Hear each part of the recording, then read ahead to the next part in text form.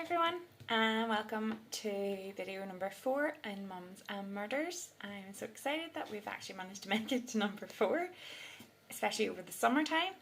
This has been a weird day. It's very warm, but it's also very wet. It's now the evening time, it's Saturday evening, and I hope that you can all relax and enjoy today's case. Today's case is a bit of a funny one, a bit of full on. I did promise in the last video that I would bring you a lady killer, and I did. The lady killer. However, there's a bit of a twist with this one because I cannot put my hand on my heart and say 100% that I believe that she did it. There are so many details to this and so much evidence in this case that is not concrete. That is all circumstantial. I just don't know how a jury found her without a shadow of a doubt guilty. So I would love your opinion on this one. I would absolutely love to know if you think she did it or not. So Saturday night, sit back, grab yourself a nice cup of tea, coffee or a glass of wine and enjoy some me time, some mummy time. Enjoy this case. I have a lovely background, a nice new one that you can see. I've got the candles lit, my lovely changing colour fish light to create a little bit of ambience for us this evening. Yes. So for our relaxation purposes, I also had some technical difficulties this evening, so I am using the computer for notes, and if you see me sort of flicking, that's what it is.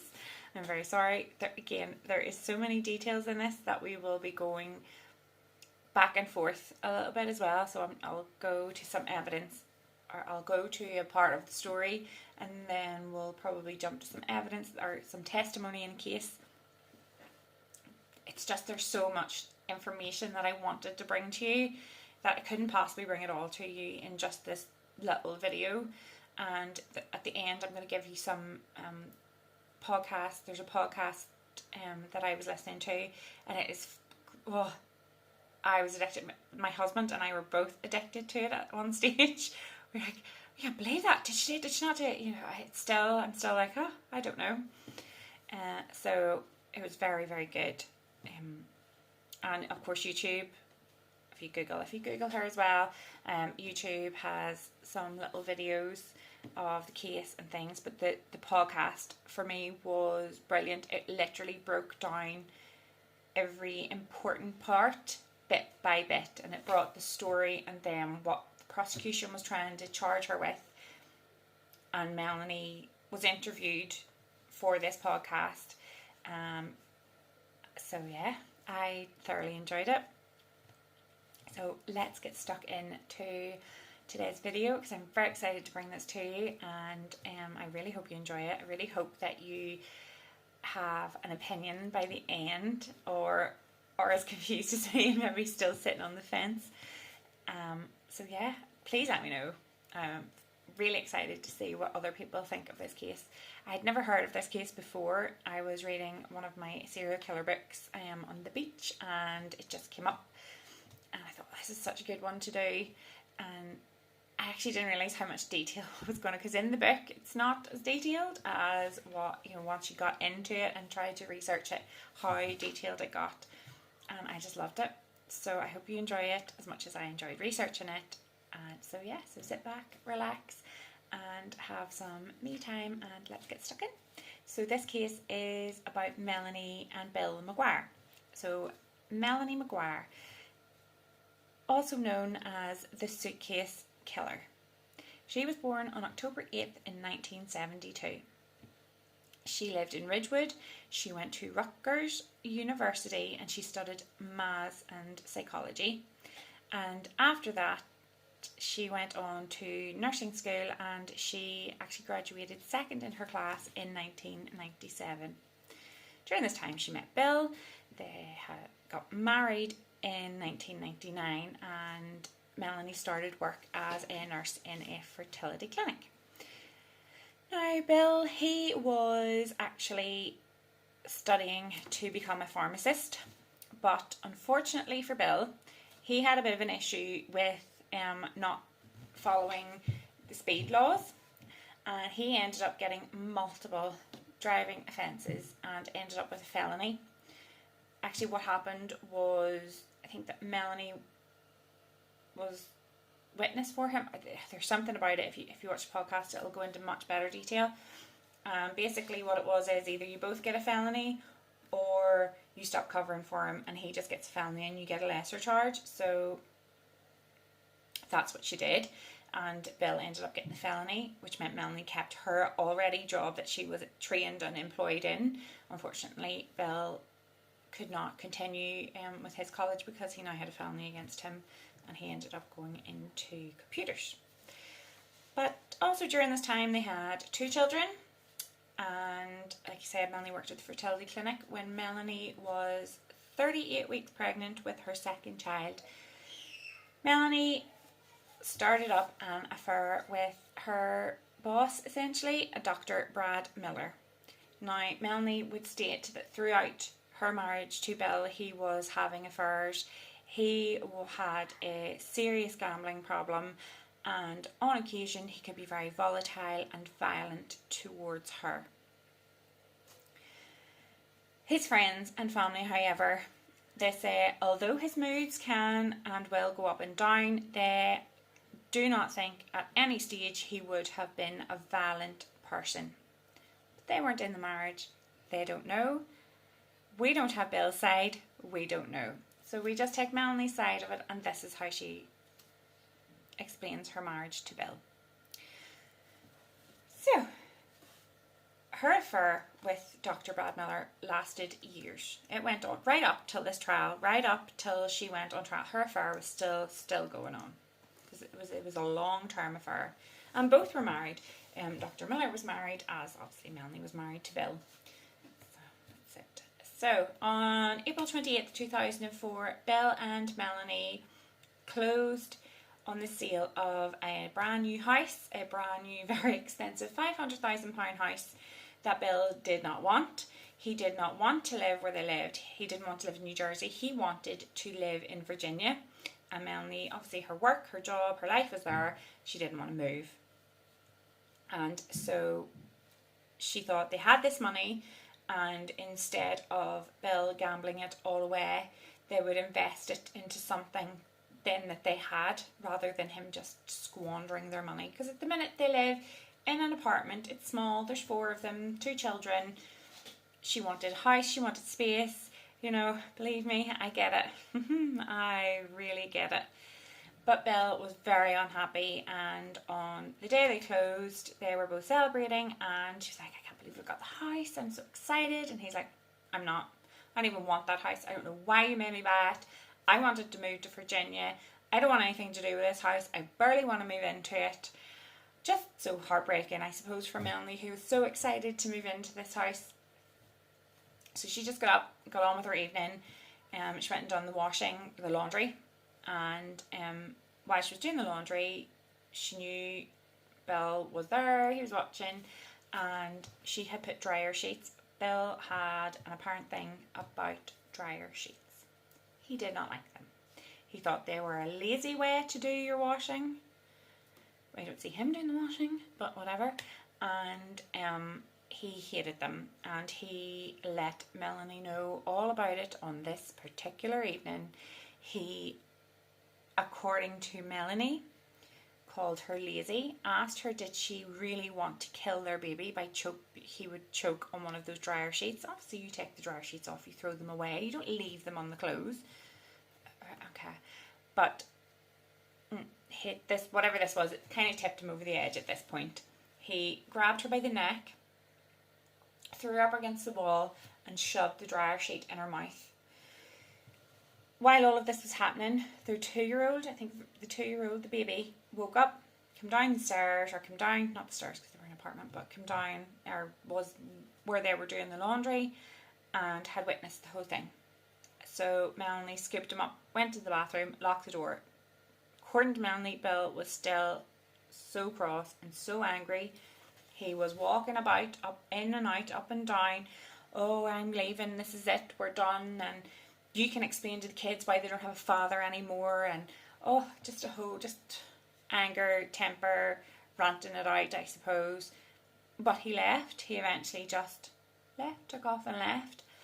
So that was the last time that anybody seen or heard from Bill McGuire.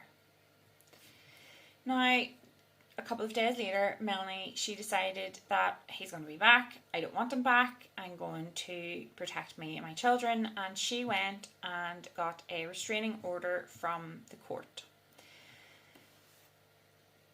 to stop, obviously. She didn't want him back in the house. She didn't want him anywhere near him. And that was that. So then on the 5th of May 2004, a couple of fishermen were in Chesapeake Bay fishing, obviously, and their children. They had their children with them, and they found a suitcase floating in the water. Curiosity got the better of them, which I bet they wish it hadn't now. And they got the suitcase up, they opened the suitcase, and there they found a man's dismembered legs cut off from the knee down. Very descriptive. On May 11th and the 16th, another 2 suitcases were found floating, and they contained the remains of the rest of the body, the head, the torso, the pelvic, the thighs. Yeah. Very disturbing, especially for the children. Very disturbing thing to find when you're just thinking you're going for a nice relaxing day's fishing, to get a body in your face. But, so, they did not know who this was in these suitcases. There was nobody missing matching the description. But the coroner still had to carry out his autopsy, and he ruled that the victim had been murdered had died from multiple gunshot wounds, and then obviously dismembered. Again, because they had no leads to go on, no missing persons, nothing like that. They released a sketch of the victim, and a man and wife were watching the news. They actually were friends of Bill's. So Sue and Jim, I think, Rice, were watching the news one evening, and the sketch came up, and Sue was all, that's Bill. That's Bill. That's definitely Bill. And Jim was like, no, it can't be him. He's only missing a couple of weeks. He'll be back. It's fine. It's not him. Calm down. She's like, no, that's Bill. You need to ring Crime Stoppers. You need to get them to look into this. It's definitely Bill. He rang up. Indeed, it was Bill. Obviously, being arrested multiple times before, they had his fingerprints on file, and they were able to do his fingerprints, and they matched, and they were able to identify the victim in the suitcases as William McGuire. Very sad way to go. Shot and then cut up and then threw in suitcase and then threw in to a bay. Jeeper-o. It's a bit much, in my opinion. So,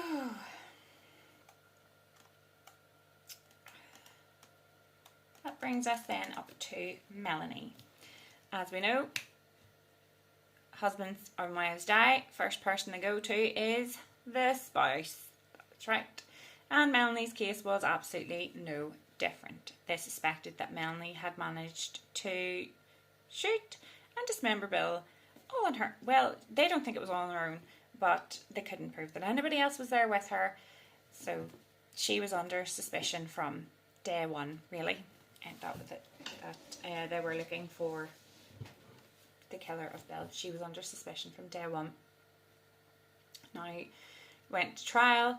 During the trial, it came out that Melanie was having an affair with Dr. Brad, and the prosecution would use this as motive. However, Dr. Brad and Melanie both state that they never really had any future plans. There was never really anything discussed about leaving each other's spouses and moving in, or any of those things at all. So, you know, what would her motive have been if there wasn't anything discussed? They were very happy to go along as they were. So we don't know. We don't, prosecution thinks the affair. That's motive. I suppose fair enough. There's a motive. They've got motive.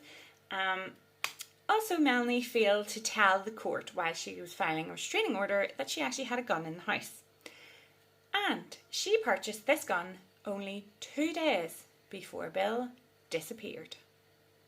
Melanie would state that she bought the gun for Bill. Bill wanted a gun. He kept going on, and she went, right, fine, I'll get it for you. Because Bill had a felony, he couldn't apply for a gun. However, his wife could, because she didn't have any felonies. And she says she applied for the gun. It wasn't her name, but it was for Bill. She handed over the gun. She, afterwards, she failed to mention it the first time around. When asked if there was any weapons in the house, I think she said no. This is when the restraining order was being put out. So I don't know. Yeah. So still, she bought the gun. She's having the affair. There's motive. There's a weapon. There's a man dead by gunshot. But there's nothing physical to connect Melanie just yet. Everything is very circumstantial. Everything points towards Melanie, but doesn't point towards Melanie, because everything can also be explained away another way. So let's see. This is where things get a little bit more interesting. So during the time that Bill was missing, Melanie obviously was trying to move on with her life, single mom, trying to get through the days. She was starting to feel very anxious, very, depressed, whatever. And she got, Dr. Miller wrote her a prescription for Xanax. Now, she didn't take them for a few days, but, she got to the point where she thought, I just can't take any more, I can't handle this. And she left her children with her mum and dad, and she went and booked herself into a hotel for an evening. She took the Xanax, and instead of it calming her down, she sat there going over and over and over everything, and she got herself all worked up into a big tizzy, and she went, I bet you he's in Atlantic City. He's gambling all our money away. I'm going to go and I'm going to catch him out and I'm going to mess with him. And so into the car she got. Away up the road she went to Atlantic City, and she says that she randomly found the car parked somewhere. She had the spare key. She moved the car to mess with Bill so that he couldn't find the car. And she said at this point then, the medication had started kicking in. She was feeling a little bit woozy. She was a bit drowsy. She was like, I can't drive home. So she got a taxi, which was like $200-300 to get back, instead of just booking a hotel and staying there for the night. She's going to have to come back up for her car, which she did. Her father had to bring her back up for her car. So it's a lot to take in. So she ended up getting her dad to bring her back up. She also, I suppose, get like these wee slips to say, you have passed this point, or you're heading into, you've paid your money on the motorway. And instead of saving them and be like, yes, I went here, there's proof, she burnt them all in case anybody would find out. But of course they find out anyway. So again, you could see yourself getting irate. You've been married for all these years, you've 2 kids together, you just closed on a very expensive, very beautiful home. He takes a strop and walks away. You could find yourself in a temper thinking, I'm going to mess with him. Moving his car is kind of a funny way if it's as innocent as what it is. But prosecutors are saying that no, this was all a cover. She actually drove Bill's car up there that night and left it in Atlantic City. That she didn't even take her own car. That's why she had to get a taxi home. And that this was all just a cover for the fact, just another cover for the fact that she had murdered Bill. So, yeah, her side of the story, the prosecution could be very, very right. So what happened during trial was, obviously we know Melanie moved the car. She obviously had to go back up and get her car, which was a second ticket. Then the people who came to tow Bill's car after, you know, the police had discovered it was him and they were looking for his car and they found out and the police were getting it towed. They remembered, even though the trial was a good few years down the line, they remembered this car so specifically because they had such a hard time trying to get this car towed. But it wasn't left where Melanie had parked it. And there is actual video footage of where Melanie parked the car. Now, it's very grainy video footage, granted, but Melanie also admitted that yes, that was me. So where Melanie had parked the car and where the car was being towed from were two different spots. Now, we could argue that when Melanie went back up to get her car, she then moved the car again.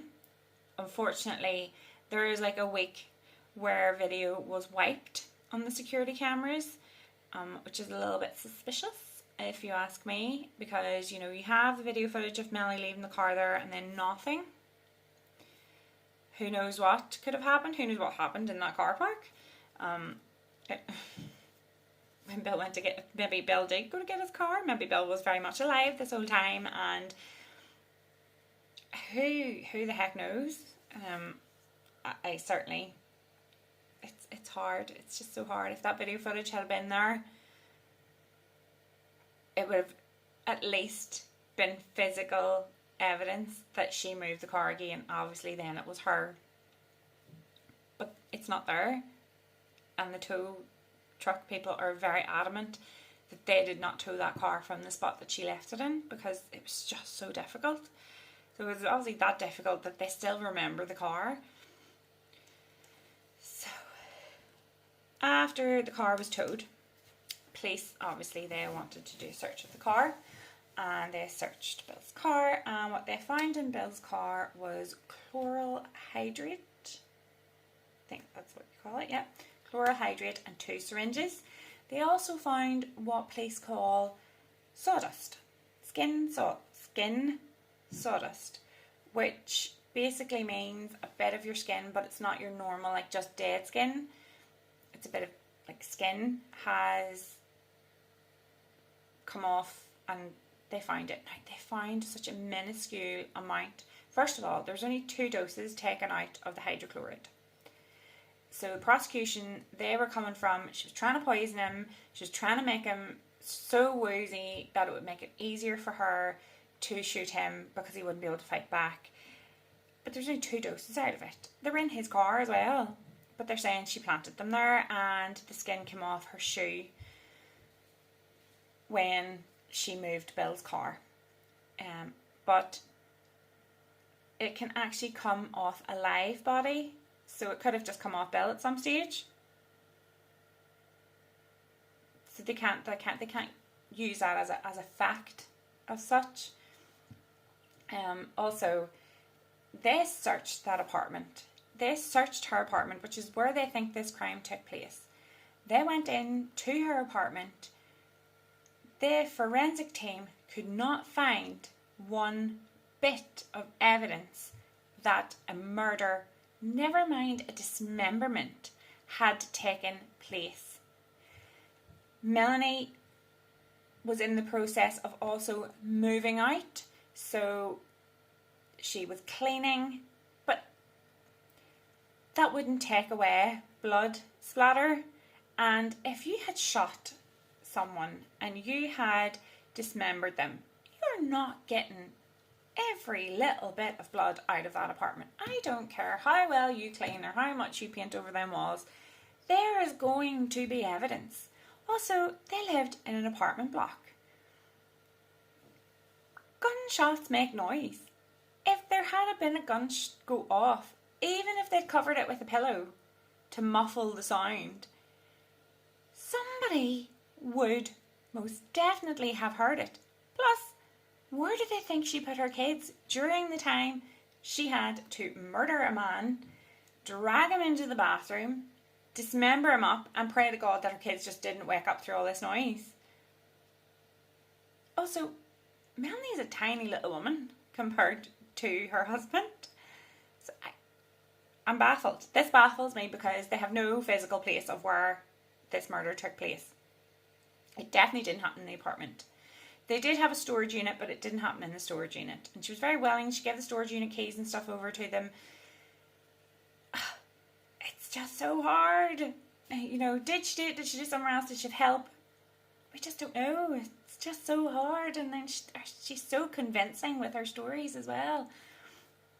I warned you at the start, this story had so many little details in it. Just so many things. And when I tell you something else pops into my head about this, leads into something else. It's just a crazy story. I actually find it so hard to get as much information that I wanted to down to just get it over to you, because it's so crazy. So anyway, so they searched his car. This is what they found, and they're claiming then that this came off Melanie's shoe. That she moved the car up there to cover up the fact that she had murdered Bill. Now, remember, Bill went to pharmaceutical college for, like, he was actually nearly finished his degree, which is quite the sad thing. If he'd have just been wise about it, he could have had it finished and done and not have lost his job and his future career. But that never happened. So the chlorohydrate that they found in Bill's car was obviously written prescription.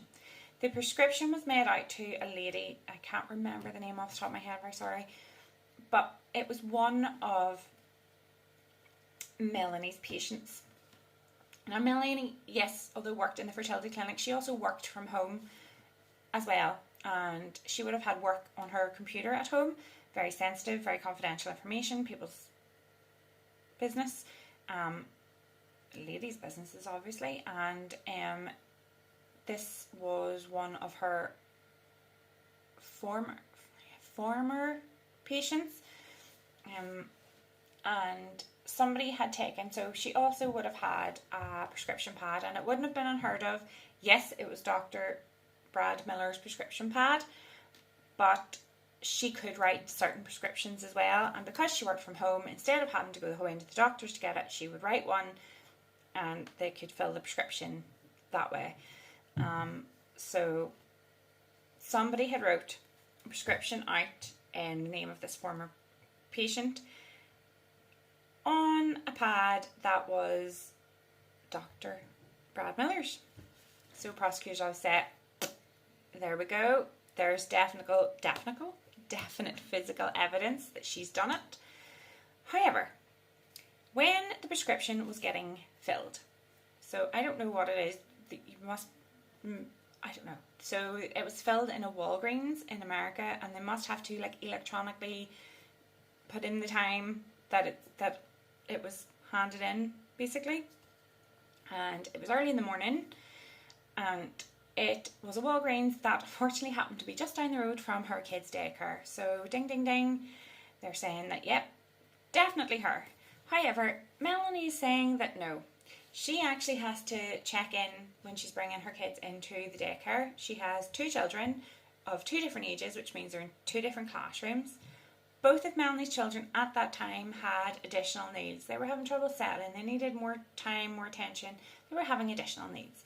And she said there was no way that between the time she clocked in and the time that prescription was put in that she could have made from the school to the pharmacist. She said that yes, there is a slim chance that that could happen, but not for her, because she had to go and settle her children in class before she left. And she had 2 classrooms to go to, not just one. So she's saying absolutely not. There's no way I would have been in and out of school that quickly. It just would never have happened. And the daycare did testify to this. They said that yes, at that time her boys definitely had extra needs, and no, they took some time to settle. She would not have been leaving that quickly. But somebody filled that prescription out. Somebody filled it out, and somebody went and got it. Let's remember Bill had a pharmaceutical background. He also has a good computer eye.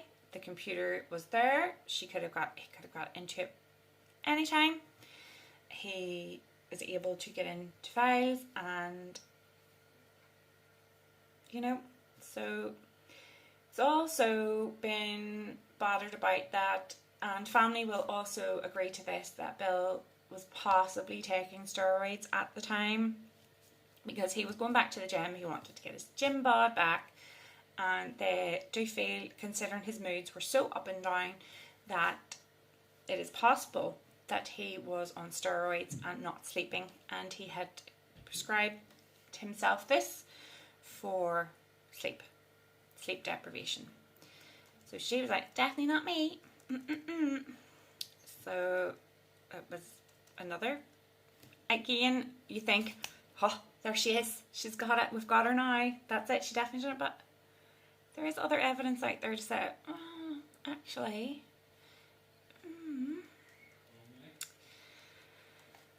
So, moving on. The dumping of the bodies. Prosecutors are saying that Melanie flat out lies. She flat out lied, which she probably has lied a little bit. She's trying to save her own skin here. I would imagine she's lied at some point. But they have stated she was, like I said before, she was moving out. They were moving out of the apartment, her and her children. And she needed new furniture and things. And her mother was like, well, why don't you go up to Delaware in the morning? She was staying with her mother and her father at the time. I'll take care of the boys, go you up in the morning and have a look about, see what you see. This is what she did. She went up to Delaware. Now, she left very early, which meant she got there before the shops sort of opened. But she had a wee wander about, got herself a wee coffee and things, and then she remembered that actually she was meeting her friend for lunch in New York. So she needed to leave to get to New York. So she ended up not buying anything or even really having a good look at anything. But the time frame all checks out. She did meet her friend. There is in no way she would have had time to drive on up and dump the bodies in Virginia and then come the whole way back down to New York. It just would never have happened. She would not have time to do that. But prosecution says that yes, actually she would. And they are thinking, oh, she dumped the bodies in Virginia and this is all because Bill wanted to move there and he was always going on and on about it. She was like, no. And she had a friend to testify against her, or not against her, for her, and stated like, yes, we met for lunch and this is where she had been. So again, you know, if you're going to drive with 3 suitcases in the car, are you really, you know, this is apparently, obviously I don't know America very well, but listening to the podcast, it's a long distance from where they lived to Virginia, a long distance, and there's a big mass, she's living in New Jersey, she wanted to throw it in the water, there's plenty of it there to just throw them in, they could sail up the ways. Why would you take that big risk? First of all, driving with 3 suitcases full of a dead body in your car, the whole big long drive up to Virginia just to dump them off just for some poetic justice. Again though, she's a tiny woman, so body parts heavy. Although they did have an inkling that her father was helping her, and that he did help her, and that he was the accomplice in all of this. But she's like, nope, definitely not my dad. Wasn't him. We did, you know, not him. Again, they couldn't really find. Everything's so circumstantial. Everything is possibly she did this, possibly she did that. You know, there's still a lot more details that I could absolutely go into. I could probably talk about this case for another 3 hours. It's so many bits and pieces, and she can explain bits and pieces. Now, Melanie was not put on the stand. Her mother, who was an alibi for quite a lot of that time, was not put on the stand, and she's a very sensible, straight-leveled woman from what I could gather, and it just doesn't make sense why they didn't put Melanie on, or why they didn't at least put the mother on. You know, the mother's like, she cleaned the apartment because she was moving. I was there, I helped her clean the apartment. I didn't clean up blood, I just cleaned an apartment like I was cleaning. It smelled like bleach because that's what we were using to clean. You know, you don't think when you're sort of bleaching down your bath or your toilet that, you know, oh my god, police are going to come in a couple of days and think, it smells very much like bleach. And here you've obviously dismembered a body, and let me see where that body is. But this is what happened to poor Melanie. Poor Melanie.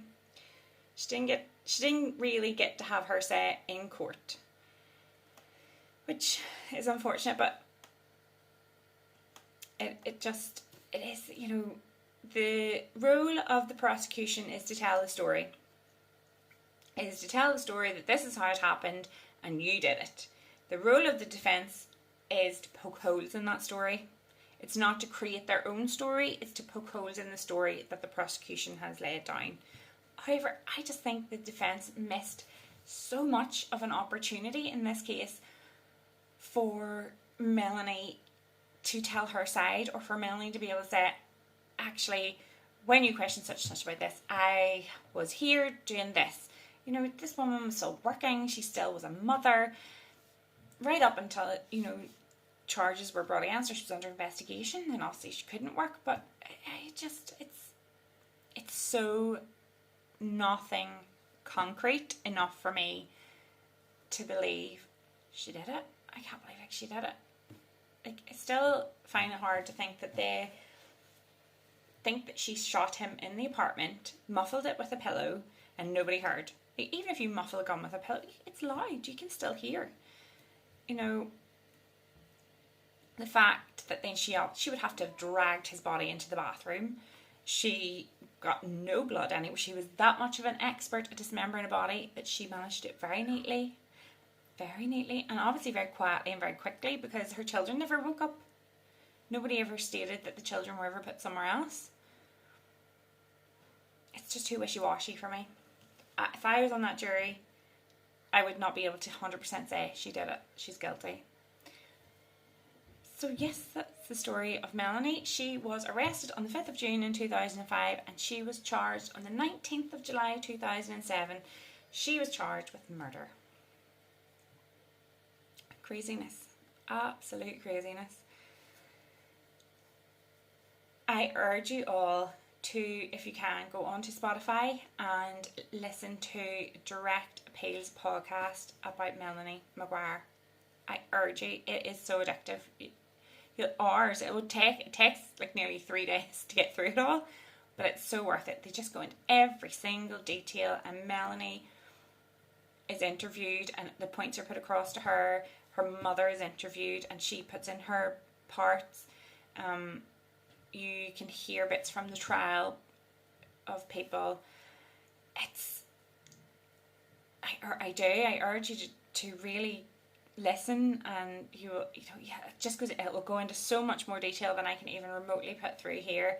It's so hard to say that she did this, and her poor boys now have no father, no mother, nothing. They think they're basically, their mother was charged with killing their father as well, and we don't know that. Was it the mum? Was it Melanie? Was it the mafia? Did he owe people money for gambling? Did he sleep with the wrong person's wife? We don't know. Unfortunately, Melanie's appeals have all been denied,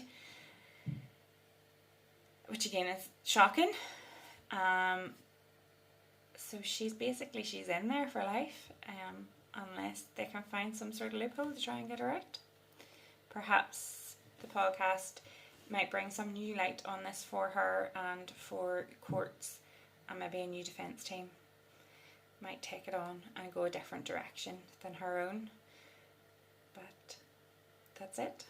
So I really hope you enjoy it. I really want to know what you think, whether you think she's guilty or not guilty. Please let me know, and enjoy what's left of your Saturday evening and the rest of your week, and I shall see you in our next video 5. So enjoy, and I'll see you again. Bye.